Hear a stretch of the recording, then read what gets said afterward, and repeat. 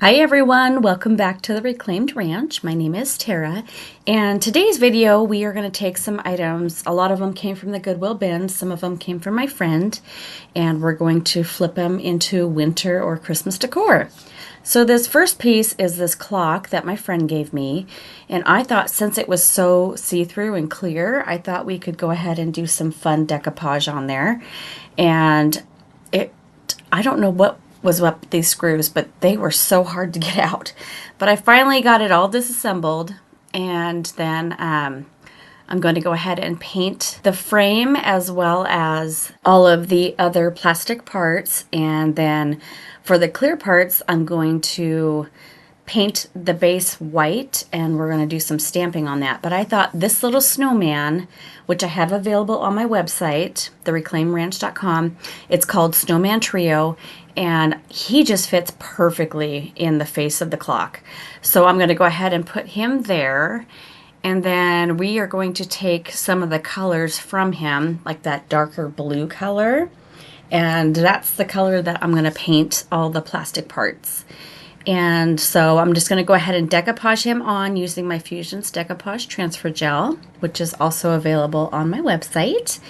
And I'm going to go ahead and place him down, and then I'm going to let him dry. And he will be done. I'll punch the hole like when he's completely dry. That way the paper won't tear. So we'll set him aside, and then for the plastic parts, I'm going to go ahead and use the DIY paint line, and we're going to do Hey Sailor. It's a very pretty blue. The reason I picked this paint is because it adheres to anything, and it's really, really, really good paint. It's very highly pigmented, and so all I did was I just did 2 coats to completely cover this plastic part here. And then this paint line is so easy to distress back with a baby wipe. I love that feature of it because it does reactivate with water. It just makes it super easy. It looks more natural that way. So I do end up distressing it back, just the little ticking stripe parts. And then you do have to seal this paint though, because it does reactivate with water. So even though it's going to be inside of the clock part, I did go ahead and seal it because this paint dries lighter. So when you seal it, it brings back that really rich dark blue color that I was looking for. So I'm going to go ahead and just do the same thing to the numbers. And, you know, this was a little bit tedious to do, but in the end, I think it turned out so gorgeous. And so it's definitely worth doing the extra time and just using a little artist brush to get in there. So again, I did 2 coats of that and sealed it. I used my Fusions Tough Coat in the matte sealer, and it just turned out gorgeous. And so I just put on one of my favorite shows and just kind of kicked back, had a lot of fun. I was up super late working on this project because I just really got excited about my show and didn't want to stop creating. So sometimes you just get lost in the moment, but that's okay. And so I did not distress these back because of the distressing around everything else. I thought it would be just fine being all completely one color. And I like the fact that these plastic plates behind them are clear. It makes it really unusual, and it makes it like it's kind of like a shadow box, so you get that 3D effect. And so for the frame, I went in and I'm using DIY's White Swan, and I did do 2 coats of this on there. And again, I used a baby wipe to distress some of the higher edges around and let that dry, and then I did use my Tough Coat sealer to seal that part as well. And the matte is a really flat matte, so I like the way it turns out. Now you have to keep in mind whenever you're doing a white paint over a darker color, it is going to take like usually at least 2 to 3, sometimes 4 coats. So that goes for basically any paint line. White is usually the hardest to cover over a dark. So this back piece is completely clear, And so I am going to go in with the white swan again, and I did 3 coats. And we're going to have fun with some stamps on this one. I thought it would be really cool to do like since the snowman is kind of out in the forest a little bit, I just got the new IOD release stamp set, and I can't remember the name. Oh, it's called Winter Forest. And it's a bunch of gorgeous trees. And so a lot of people didn't like this one, but I was super excited when I saw they came out with just a tree stamp. So we're going to do all kinds of trees in the background. And then that's going to be like the shadow box effect. So it's the back part. And then you put the clock face in the front with the snowman, and it turned out so cool, you guys. I was super, super excited. So here's that stamp set, just gorgeous. And whenever you get a new stamp set, you always want to season them. And so you just take a fine grit sandpaper and just go across, like, it doesn't matter what direction, just go all over, and just make sure to kind of rough up the surface of the stamp so that it can really get that ink in there for your surfaces. And then I used the IOD, I can't remember the name of the ink, just the green ink, and did all different kinds of trees. So of course I put the smaller ones kind of further back, like they're in the distance, and the bigger ones up front. But these trees have so much detail. It's so pretty. I just love the way IOD sisters pay attention to details. So here I am going in with that baby wipe, and I'm just lightly touching it over the edges, and it really just is so easy to distress back. Now, if you don't like distressing, you can totally skip this step here, or you can even add maybe even a little like gold or rose gold rub and buff, just to give it a little bit more hint of color on the edges. So something fun to do there.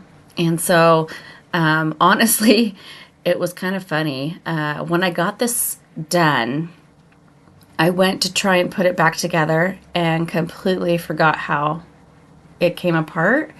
And it was like almost midnight at this point, and I was so tired. I literally forgot that I filmed how to take it apart. So after about 12:15 or so, I was like, oh yeah. So then I had to go back and look on how this was pieced together, because there was the real glass piece that went on this plastic piece here, but I could not get it to all match up with the screws. And you guys, it was kind of a funny moment for me. But so again, I'm just taking my little baby wipe and going over the high spots here, just distressing back some of that. And here's that Fusion's Tough Coat Matte. So you'll watch and see the difference of the color, how much it really richens up that blue when you put a sealer on it. And so you can use any kind of sealer, like a polyurethane, polyacrylic, spray clear, although it is going to get, if you use a spray one, it is going to get all over the back, that clear part. So just kind of be careful. That's why I just used a small artist brush, just went over the numbers, but you can see how it just darkens it up so nicely. And that's the color I was going for.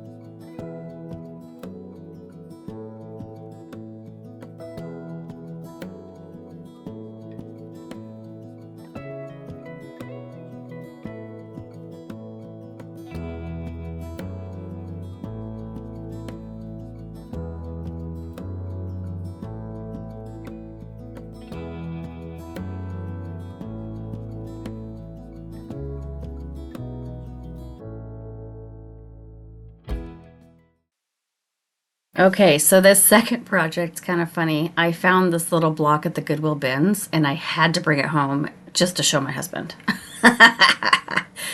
So I am going to cover it up, but it says I'm not arguing. I'm just trying to explain why I'm right. So I'm going to go ahead in with my Fusion in the color Cashmere. It's a pretty off-white.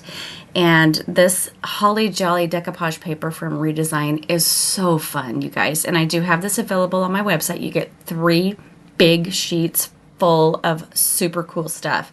So these little blocks, these little wood blocks sell really well for me in the store. And so I kind of wanted to see what I was going to be able to use. This one was obviously too big. And that first one was super cool. It had a bunch of little things in it. So this one would make a beautiful backdrop, I think. It's got a really cool Christmas tree and some fun things on there, but still a little too big for my little block. So I'm going to go back to that first one, and then I get to decide, okay, which one do I want to use? And these are super cool vintage looking. So I had that one. And I was like, okay, that could fit. And so then I kind of just went around like, maybe it's not quite. Some are too big. Some are not fitting right. So I ended up going back to that first one. And it ended up super cute. So I just cut it out, and this is like a fabric paper. I love this stuff. Rarely do I ever get any wrinkles with this. And I use my Fusion Transfer Gel, and I do a base coat, and then I put it down and then do over the top. And that really helps get out, it squishes out any air bubbles that would be underneath. And then continue down until you're done. And that's the same with any kind of decoupage paper. These you don't have to be as gentle. Like with an actual paper, you'll definitely want to just be real gentle. I use usually a mister with the real papers, and it helps make it a little bit more flexible and pliable. So when it dried, I used my little sander to remove the rest. And now I'm just going to take some DIY Stark Wax and go around the edges and in the corners and kind of just grunge it up a little bit. Since it is a vintage picture with Santa and the little kids, I just wanted to make it look a little bit older. So this was just the final touch that it needed. And it'll definitely go into the store, and I'm sure it will sell right away. These are super, super simple to do, so you can put them at like a smaller price point. A lot of times the little kids like to buy something from their moms and dads or their grandparents, and that's kind of perfect for them. So these little nutcrackers, I've never been a fan of nutcrackers, but I found these at the Goodwill Bins, and I was like, well, I could sell them on my whatnot, but then I thought, well, let's try and upcycle them and see what we can do, see if I can make it more my style. So I'm going to go in with some raw silk from Fusion. I removed the hair from the back and the beard, the chin beard.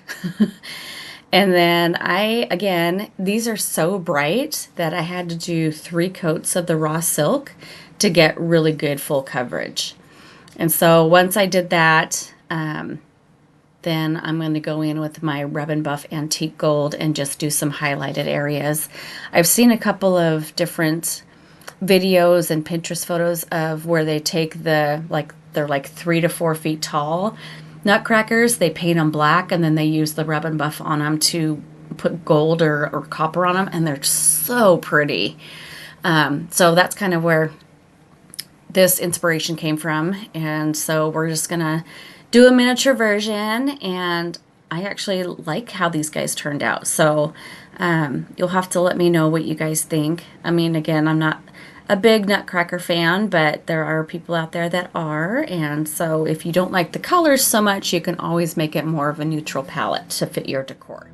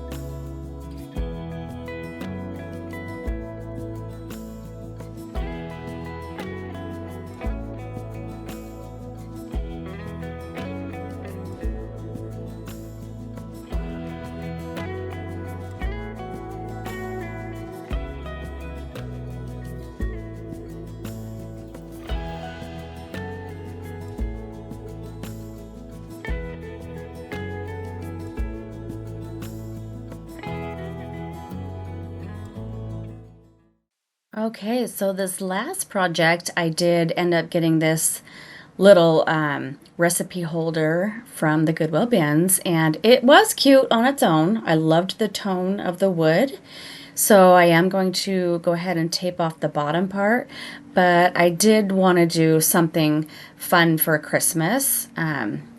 You know, like the kids like to make gingerbread cookies, or they like to bake during that with the holidays and the grandparents. And so I thought it'd be fun to make like a Christmas one where they can put their recipes on and their books to hold their recipes and while they bake with Grandma making memories. So I'm just going to go ahead and paint it 2 coats, and then I'm going to go back to my Holly Jolly decoupage paper, and there was a super cool Santa and so I wanted to be able to use him, so we are going to put him on there. Again, this is just a really easy way to upcycle something that really didn't deserve to be put into the bins in the landfill. I mean, it still is in great condition. It's got a lot of life left in it, and so we are going to give it that second chance, and hopefully it will have a good home. So the color that I used on this piece was called Cobblestone. And the reason I picked that was it has more of a cooler tone to it, more of like a grayish tone to it. And I just thought that would be better for the underlying part of the decoupage paper that I picked out. I didn't want a real warm color.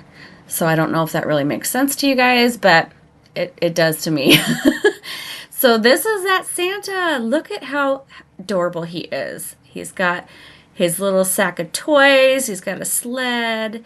And then it has all the ephemera around it, like the old postcard writing and just the words and stuff. It just is a really cool vibe, vintage vibe to it. So I'm going to go ahead and do the decoupage like normal. I'm going to go ahead and do my starter strip with my transfer gel and go on the bottom first and then over the top. And then when you have a piece that's really curvy like this, it is a little hard to remove the extra paper with your little finger sander. You can get most of it. So what I did was I used my heat dryer with this fabric type decoupage paper, and it actually kind of melts it so that it makes it a lot easier to remove. So that's just kind of a tip there. If you're afraid of fire or anything, you know, I wouldn't recommend it. But for the most part, because the decoupage is still really wet, it's not going to catch fire. So it's fairly safe. But anyway, yeah, so I'm going to go ahead and just decoupage this on. And then once that's dried, I'm going to remove the excess paper, punch my little hole, and put my twine back in the top. And this piece is done. It literally didn't take me very long at all to do this.